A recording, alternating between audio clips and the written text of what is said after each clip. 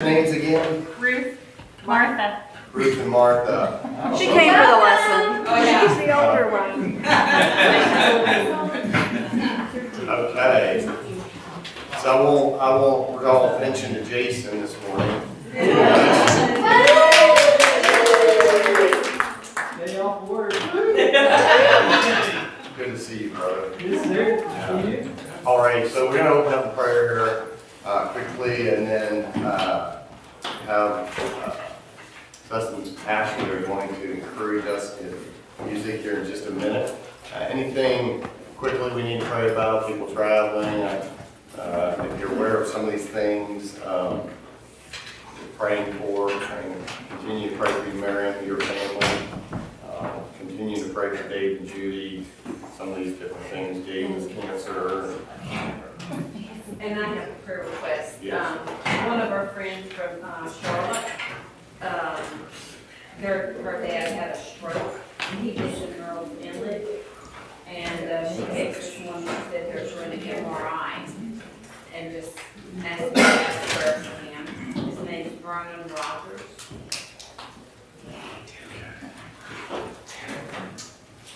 Right. Seems like everybody's doing something good. Good. All right, let's open the prayer. And then actually going to lead us in the last morning. Father, thank you so much for this Lord's Day, this Sunday morning. We're grateful to be alive. We're grateful, for the most part, these folks in here are your people, they're your children. We are the family of God. We're grateful to be in your family, to be your sons and daughters, to be serving you this morning.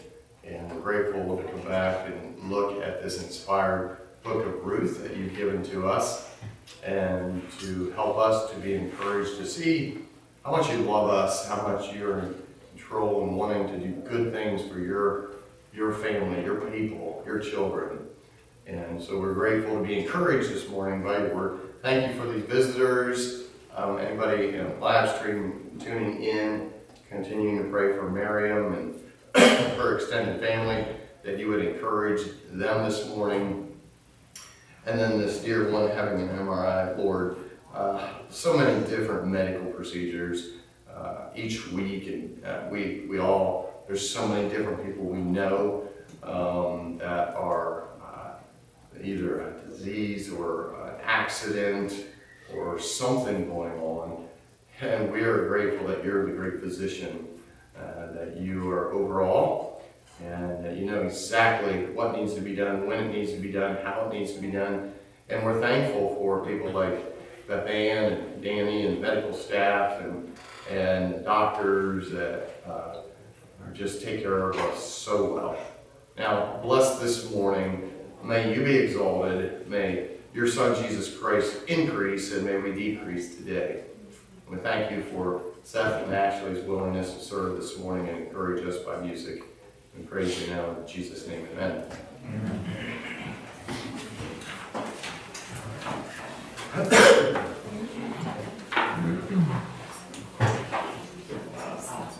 We're going to start off by singing number 680, Rejoice in the Lord, number 680.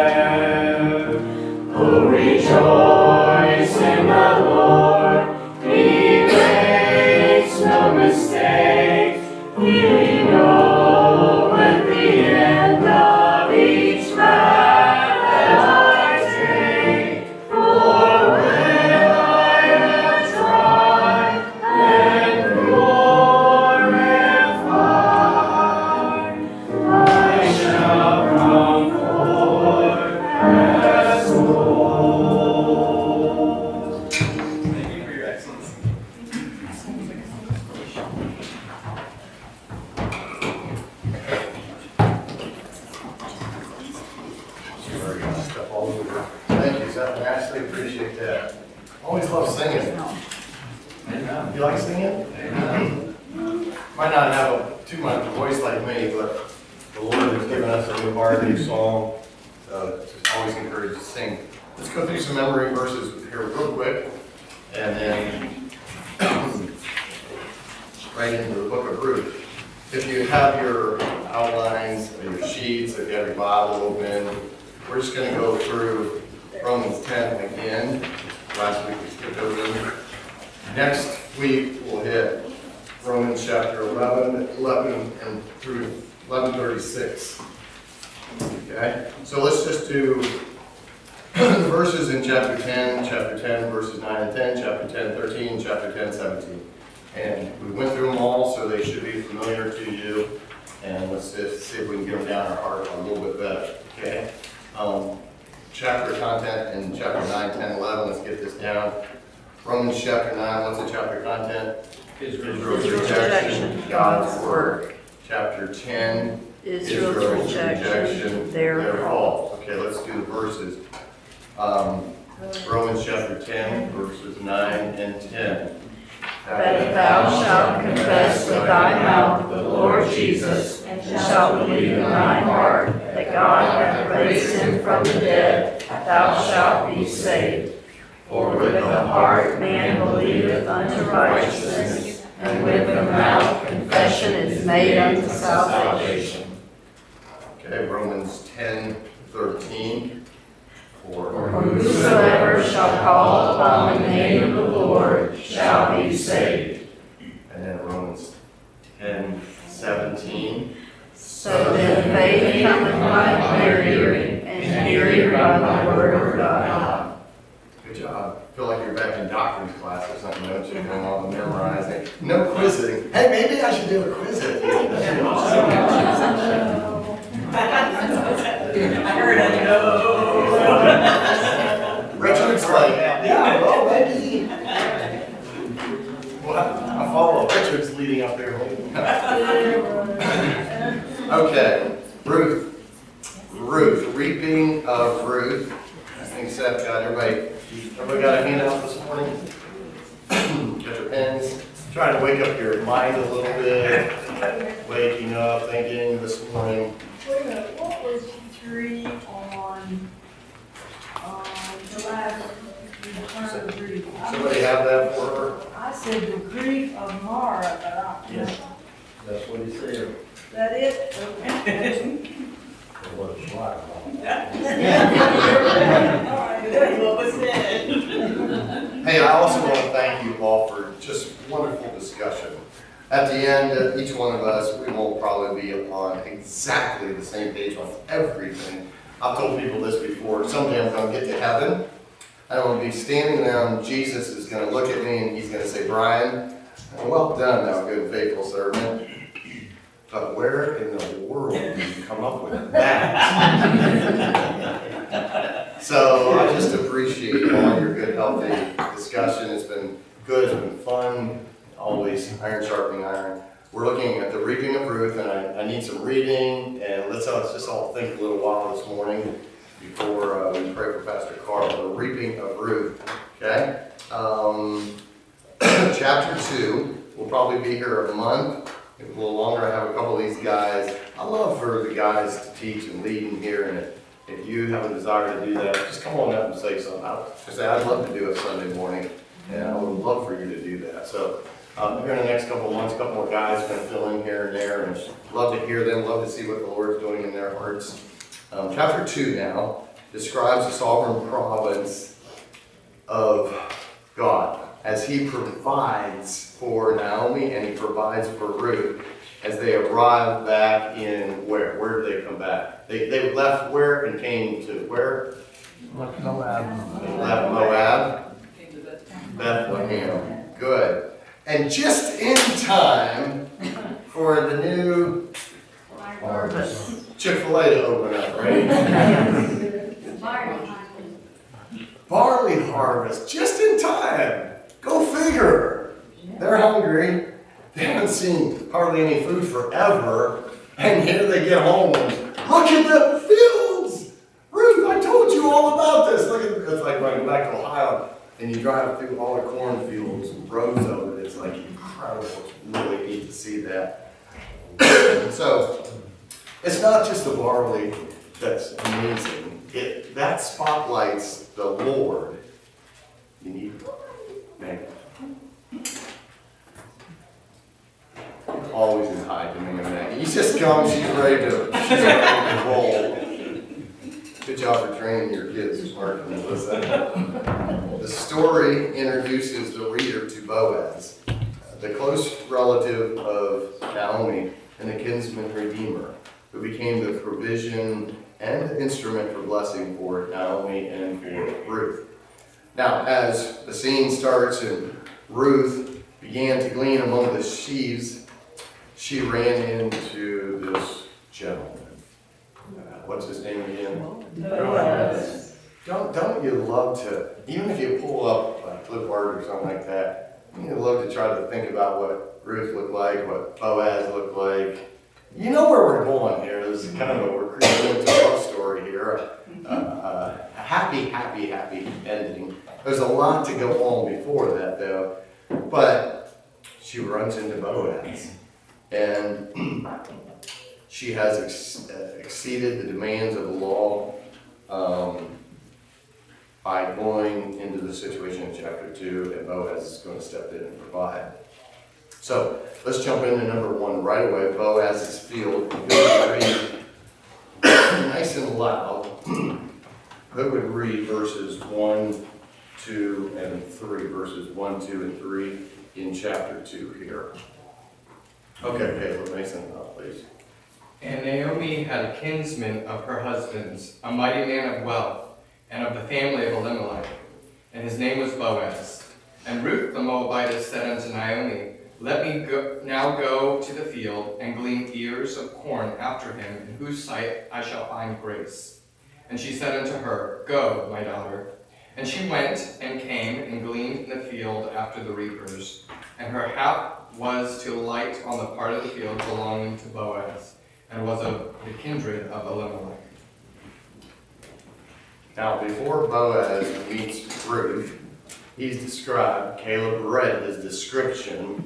If you want to kind of get a picture of him, who he is, what he's like, what kind of character of a young man, or an older man, or middle-aged man, whoever this guy is, you see it there in verse 1 if you want to figure out who is this guy. He's identified as a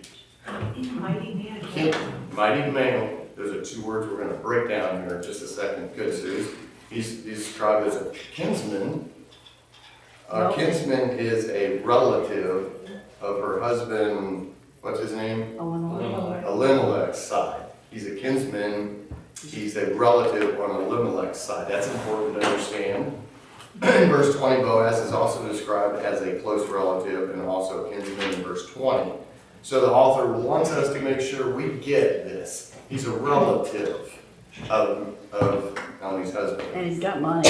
And he's what? And he's got money.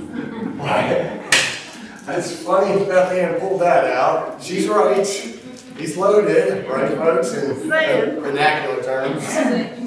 Hubba hubba. Yeah. So we'll get back on track here. Sue said Boaz is described as a mighty man, and I'll combine, Beth Ann said, a mighty man of wealth.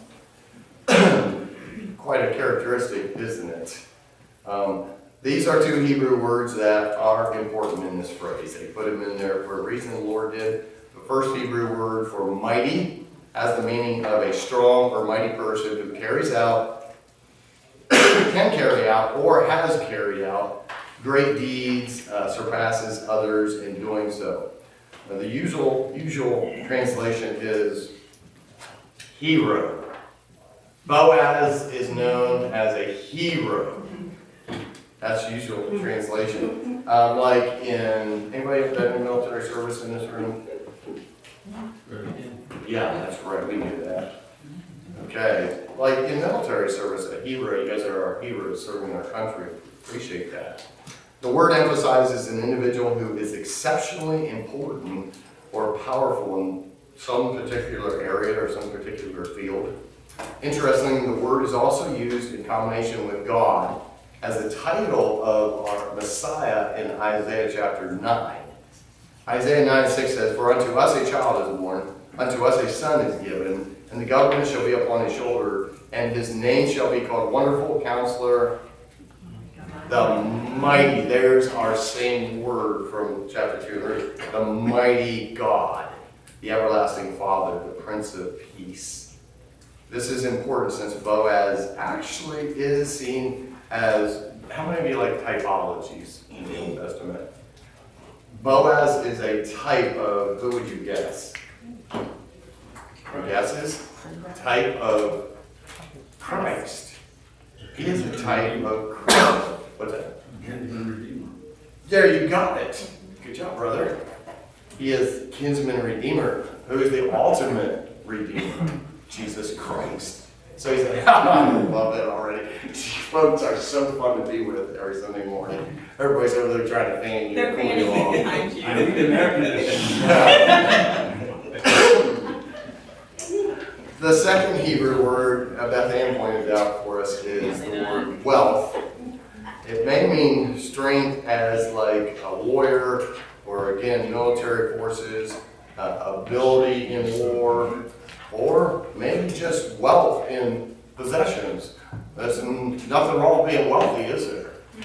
God uses lots of wealthy people to serve him because they know how to use everything's his, and they know how to steward his funds accordingly, don't they?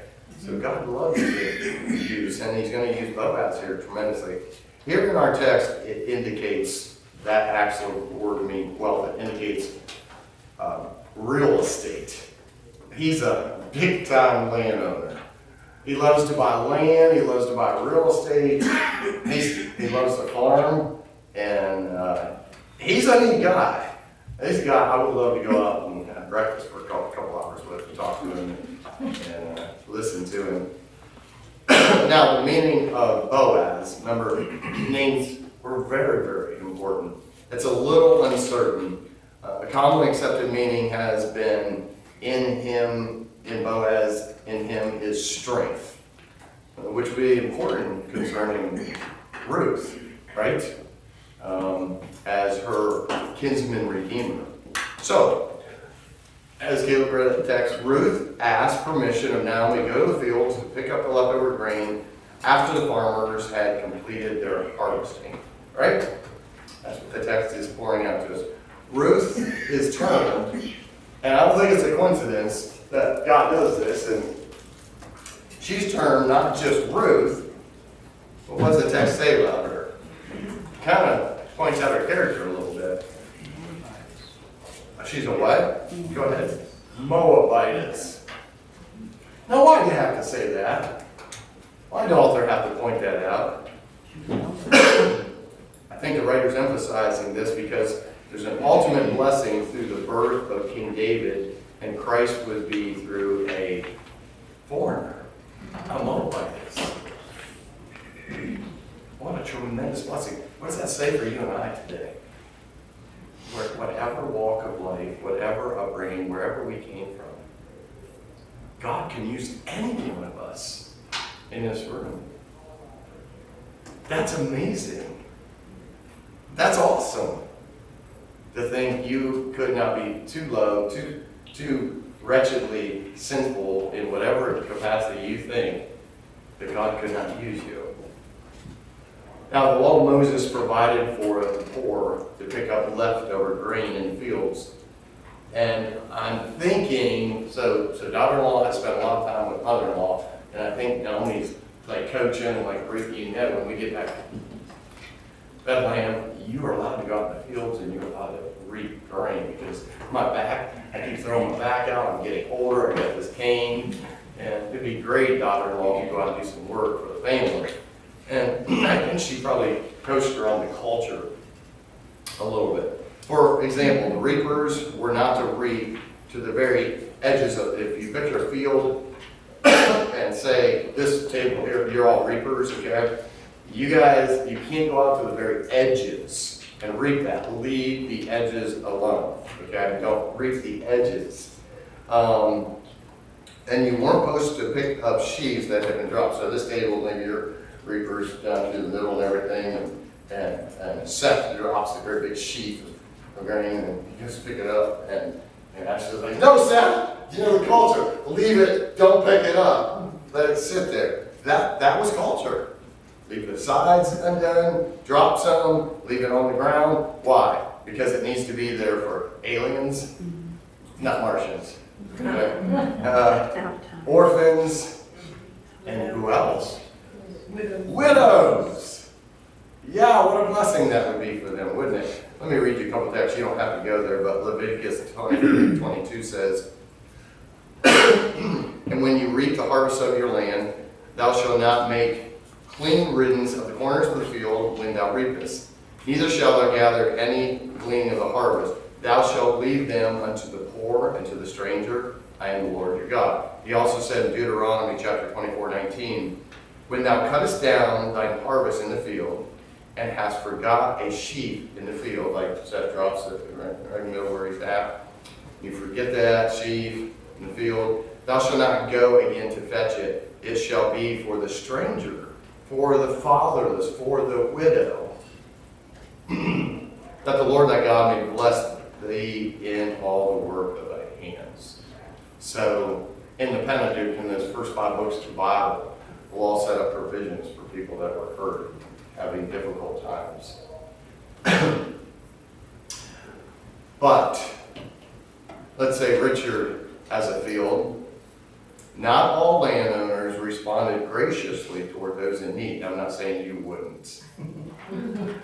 And so Ruth determined to pick up the leftover grain in the field of one, the text says, in whose sight she would find grace, the text says. So not everybody followed the law, what God wrote out to help widows and strangers and foreigners. But Ruth determined she would find a field with a landowner like that. And just going over Boaz's character and his name and his strength and his wealth, maybe he would be the type of guy. With Naomi's permission, Ruth departed, and as it turned out, she finds herself working in a field belonging to Boaz. Her purpose was to glean ears of grain. Now, how many of you ever watched a movie and seen some reaping? Like in the Middle East before. Contrary to movies, we watched gleaning it's not near as profitable as it looks like in the movies. The stalks probably stood in rows like today, and since Ruth's plans to follow the reapers, the ears of grain were one already cut but accidentally dropped, and then she'd have to reach down the ground and pick them up. In Bible times, the reapers grasped the stalk with his left hand, and he took his little thistle, or whatever you call those things. Sickle. Yeah, thank you. And then just cut it off, and they just keep going down the road until their arm was all filled up. You get the picture. You've seen them in movies, or I don't know that anybody. Anybody ever did that before? I know. You have? What was your name? Jesus loved Martha. Martha. So you actually done some of them. Okay, that's awesome. It was weeds, it was not. Weeds. But still, we had the sickle, and we could still chop it like that. Wonderful, and yeah. I said, in the Amish country, we saw it all the time in the fields. Half an hour away from where we live, we drove down there, and the kids were like, one kid on this side would count how many cows, and another kid on this side count how many cows, or horses, and we watched them out there working in the fields. And when the armload of accumulated ears became unmanageable, he laid them in a row beside the standing stalks for the women. The women would come up alongside, and you'd see this down. I wish Patrick did. They would tie the stalks up, and then they later come with the horses and the wagons and throw the bundles on the wagons and take into the barns. And since prudent reapers worked carefully, the gleaning of fallen grain was barely enough to live on. Almost trying to eke out survival. Like, have you ever seen folks, or maybe you have, go along sides of the roads with things and getting aluminum tin cans in big bags, and they take them. It's like, that's what this looked like. Don't think like, man, they got some groceries now for the next month because of a day of reaping. Now, the Hebrew word in the English phrase, I want to ask you to do this. Don't look in your study Bibles. Be very careful. Don't look in your study Bibles. The phrase "and her hat." What does that mean? Look at me. Don't look down your study Bibles. In her hat. Caleb read. What does that mean? In her hat. In verse 3, and her hat was light on the part of the field belonging to Boaz. What does that mean? She happened to be in. As it turned out. Okay. Well, it's very important. That phrase is actually very, very important in seeing the sovereign hand of God in this event. This is pretty cool. As I've studied this out a little bit, try to make sense of this, what in the world is the author trying to do here? Well, the word literally means by chance or accident or by surprise. And actually is being used as hyperbole, folks. When you work on hermeneutically, accurately dissecting scriptures and doing it literally and plainly, geographically, with language, all that goes on, you do have to employ figures of speech. And here the author uses hyperbole. And remember, while actually correctly and accurately interpreting this, the figure of speech hyperbole is a striking understatement. It's an understatement intended to create the exact opposite expression of what is going on here. So we could say this in the sense of the hyperbole the author used. We could say, accident? Of course not! God is all over this. And when God is all over something, it's not by accident. And I can't even stress the hyperbole enough there. And if I don't read that and study that a little bit, I'm going to completely miss that. Like other fields in ancient Near East, these were carefully appropriated. They were sections of long tracts or land nearby each other. One individual might own several pieces adjacent to each other. Kind of like when, has anybody went to Ireland before? You'll see like, you see hedges or stones dividing everybody's land everywhere. It's really cool. This not so much. This is one field after another field after another field after another field. And different owners own different fields, some of them the same. So the patchwork of property left to chance the selection of the owner in whose field she would actually work, that's a point of importance. Like the big picture, when he loves the big thematic picture. I remember when going through previous books, he's coming in at books and he's looking, here's the theme of Daniel.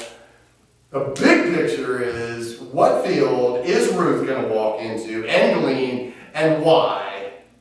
It all comes together. And God, it's not by chance. God's in control of it all.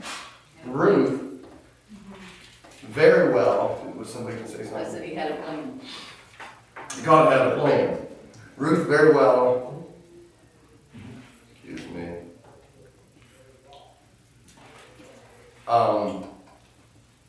Ruth could have went into any field and she could have gleaned anywhere, and it could have been not Boaz's field, it could have been Jimmy's field or Billy's field or whoever's field, but God determined that she would pick grain in a specific field that belonged to specifically Boaz in order that God's sovereign purpose might be accomplished. The word in her hat means that divine providence is the cause. Nothing happens by chance or fate. God controls all. God had carefully guided Ruth's steps into the right place. And the reason that the big picture is God uses this Moabite, this woman, to go into Boaz's field and get there, and then you see Christ coming through her lineage. It's incredible. Now's the time to start getting excited, folks, at this point. The reminder that Boaz was kin of Elimelech points to Boaz's eligibility as the kinsman redeemer. God's sovereign purpose is starting to be affected now. So we look at number 2, Boaz's provision. Verses 4 through 17, Boaz's provision on your outline. And I want you to see letter A right away, the inquiry of Boaz. Verses 4 through 7. Who would read that nice and loud, please? Verses 4 through 7. Yeah, go ahead, sister. And behold, Boaz came from Bethlehem and said unto the reapers, The Lord be with you. And they answered him, The Lord bless thee. Then said Boaz unto his servant that was set over the reapers, Whose damsel is this? And the servant that was set over the reapers answered and said, It is the Moabitess damsel that came back with Naomi out of the country of Moab. And she said, I pray you, let me glean and gather after the reapers among the sheaves. So she came and had continued even from the morning until now, that she tarried a little in the house. Surprise! Coincidence after coincidence after coincidence. A while later, who shows up at the field? Here comes Beth Ann's big, healthy, strong, wealthy man showing it up at the field. No surprise at all, as God is ordering the events, folks. At last, folks, Boaz and Ruth were at least very close to each other. So Boaz comes to inspect the progress of the harvest. Let's try to imagine the scene just a little bit. Though scattered across the field, the workers are all over the place. And like they would recognize each other. Caleb would be like bumping mom like, look, it's Boaz. He's here, the owner's here. I grew up, my grandfather had a farm, and it was a small farm, and then I worked for a large farmer. Most of my growing up, I absolutely 100% loved my growing up. I drove machinery and worked in fields and put thousands of bales of hay in the barn in a day's time with lots of brothers and cousins. When I worked on the farm, as a young man, the farmer would give me some instructions every morning. We'd get up at 4 o'clock in the morning, get down there, start milking the cow. And he'd give me all kinds of instructions, get the cows done out of the way so we get out in the field and get moving in the morning. And he'd say, okay, Brian, I need you to go out and prepare the field of hay to bale and put in the barn today.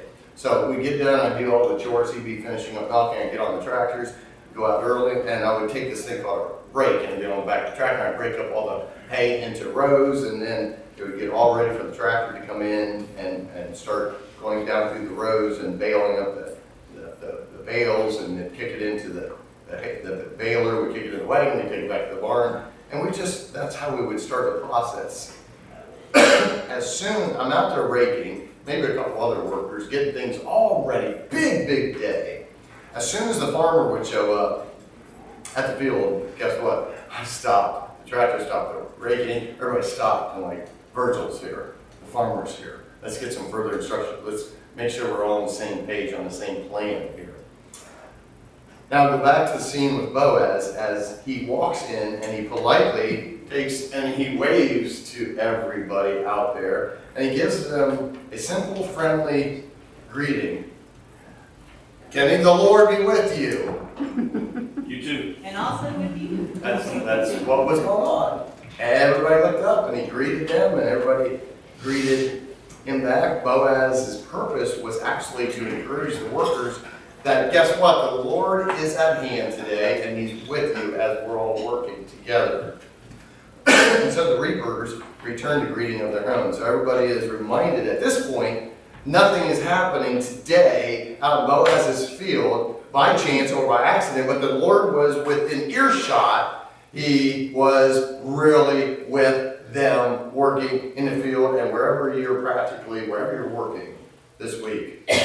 He is with you this week, wherever you're working, in your home, out of your home, whatever you're doing, in your kitchen, in your home. He's with you. Not by accident. So normally, Boaz would just simply check on things, encourage his workers, the Lord's with you, good job, I'm out here, I'm going to go check on my other field, my other 10 fields, and Great job. Something caught his eye, didn't it, folks? Something catches his eye. And he pauses and he looks at his servant, or we would foreman, this young man appointed over the reapers, and he says this question. And he says, the text says, who does this damsel or who does this young lady belong to? Can you see it, folks? I think he's Twitter painted already. Culture is a little bit different. Hallmark movies back then.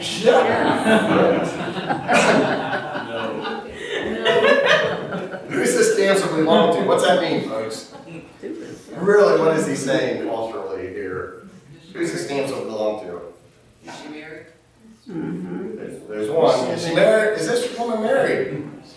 Doesn't say that in the question, but okay, yeah, that's what I'm thinking. Anything else? What's he asking? Whose family does she belong to? Whose family does she belong to? That's really Is she a important. candidate? Is she a candidate? You two are thinking alike. Yeah. Could be asking whose family, whose clan Ruth belongs to, or if she is someone's, whose servant is it? She's supposed to be over in that field. She got the wrong field, working in the wrong field, isn't she? Who is her owner? Right? All these questions. The word damsel means young woman. Boaz already knows all the young ladies in his field, doesn't he, folks? Yeah. He's got about 20 ladies out there, young ladies, young damsels. And he knows them all. Who's this? Who's this young lady today? I don't remember seeing her. I don't remember hiring her. I don't remember talking to her family.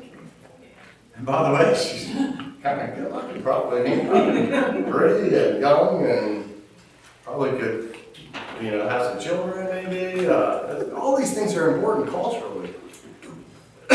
Maybe what you two are saying, and I think so too. He's interested if Ruth is marriageable. Is she married? Is she single? I think there is interest there. The foreman says she's the young lady that came from where? Moab. This is a killer to me. Like, immediately, if I'm Boaz, I'm an outstanding citizen, wealthy, mighty, I ain't marrying a Moabite. Right. It's going to mar my name. And actually, that comes into play here later in the book. You know that already if you know the book. It comes into play to help Boaz, actually. But he says she came from Moab. She came with, remember Foreman Joe or whatever? Remember when Naomi came walking in the gate and everybody was like, wow, and she's like, she's bitter. She came with Naomi back from Moab. Remember when Elimelech and Naomi went, they went home to Moab and then they come back, she lost her husband, lost her boys, and she's been with Naomi. And so, in other words, he basically says she has no owner, no husband, no family. She's just caring for a widow. Boaz, be careful what you're thinking here. Boaz would probably know that because he's kinsman and he's high up and at the gates and all that. There's gossip everywhere. I'm sure Boaz pretty much. I think you're 100% correct. I think he knows it all. When the foreman says this, he's putting them all together like, oh, that's the girl I've heard about. You're exactly right. Yeah, he's got it all down now. Now she's not just asking to pick up a few loose grains on the ground. A reaper would gather a handful of cut sheaves as he worked and then set them beside in a pile. These piles women later bound. I told you already, they bound them up, stick them in the wagon, take them back. She's actually asking to gather up some of those sheaves.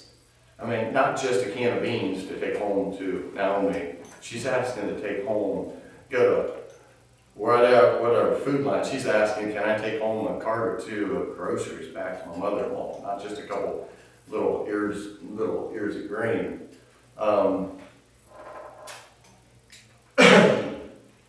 She's courageous. We talked about Boaz. Ruth is courageous. She's like, now I'm going to this field. If your cousin's with this dude, I'm going there. And I'm going to bring back some groceries. And I'm going to help take care of this family. And she goes there and she does it with a purpose. And she's not like saying, Mr. Foreman, can I just grab a few things on the side? She goes, Mr. Foreman, can I grab a couple bundles? I got a mother-in-law, she's had a rough last couple of years.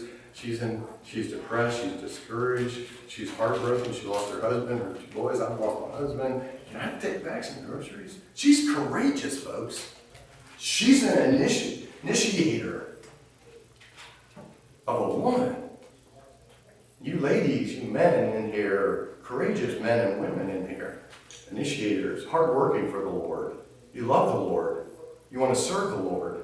And she doesn't quite get Yahweh and Ruth's God, but she's like, I want to stay here with you, with your God, be buried with you, serve your God. It's all starting to come together. And she's so courageous to do this. And she's like, actually, as we're talking about this in the text, she's not actually out there sweating like you all go out there this time of year and you feel the sweat going down your back, right? She's standing there, she's waiting for permission from Boaz and the foreman to get busy and get out and get some groceries and take back. Now, as we stop this morning, getting ready to go into next week, a couple things we need to prepare for before next week.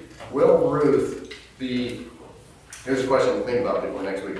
Will Ruth, and you already know the answers, I'm just trying to get your thinking. Will Ruth be worthy to be Boaz's wife? You ask yourself all those questions. Moabitess, from a heathen country, will she be worthy to be Boaz's wife? Boaz has already heard about Ruth, like Sue said, from all the townspeople. If he marries her, who else is he getting? Mother-in-law. He's getting not just a mother-in-law, but a bitter mother-in-law right now. And let me tell you what, I was not doing well with my mother-in-law. We weren't best friends, even close, but now I love her to death. But so think about all this that's coming together now, and it shows the character of true devotion and her attractiveness to Boaz. She is worthy to marry Boaz, I believe, and it's going to be just a great love story, a great romantic. There's romance in the Bible, and I think it's just beautiful. I think it'll be neat for us to see how God is in control and God brings all this together, and Christ, our ultimate Redeemer, comes out of this situation. God's magnificent, isn't he? He's awesome how he does this. All right. Would you close us in prayer, please? And we always love to pray for Pastor Carl when we get ready to go into morning service. Thank you, Lord, for that Ron bringing word for us today, and be with Pastor Wood as he brings us the word to us and your love to us. So, thank you for everything. Help us keep our mind in the right places going forward, and be with us as we receive the word. Thank you.